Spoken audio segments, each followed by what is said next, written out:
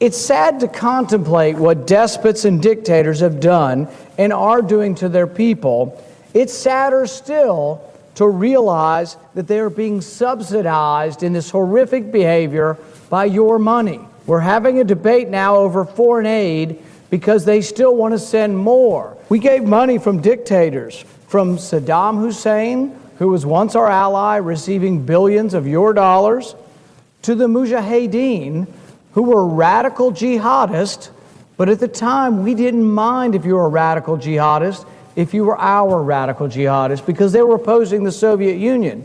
But the Mujahideen actually eventually became the Taliban, who are now our enemies. We subsidized Gaddafi before we fought Gaddafi.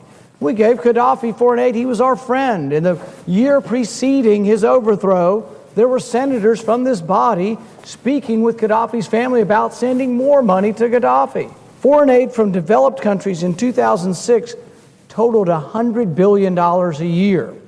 Over the past 50 years, we've given $2 trillion. For those who say, oh, I just simply want to help people, I want to help poor people around the world by sending them money, it is stolen by their leaders, doesn't get to the poor people, and besides, you may have heard, we're $1 trillion short in our budget here. How are we sending money overseas? According to Coyne and Ryan, the world's worst dictators have received $105 billion under the guise of official developmental assistance.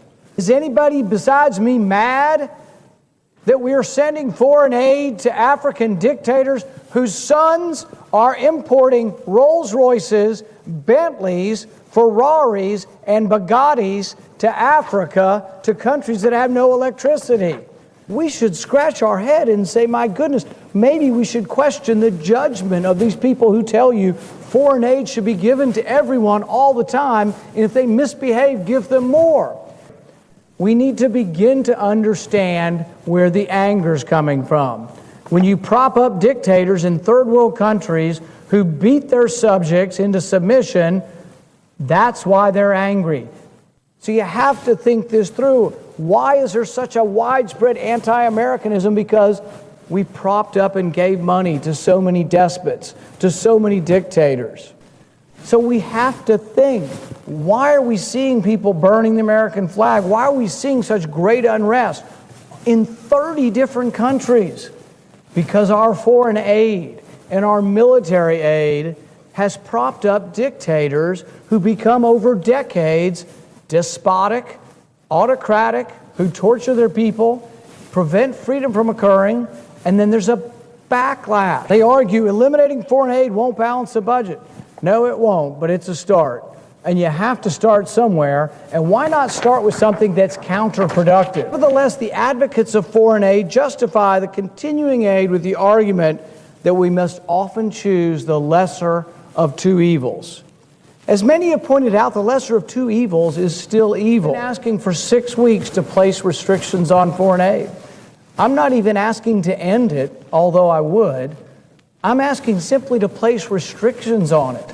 And you watch this vote. If I get this vote, you watch. The vast majority of the Senate is going to vote for unlimited, unrestricted foreign aid. I will probably lose this vote. But if you ask your friends, if you go home and you ask your friends, should we be sending money to countries that disrespect us, to countries that burn our flag? I think you'll find that 80 to 90% of the American people wouldn't send another penny.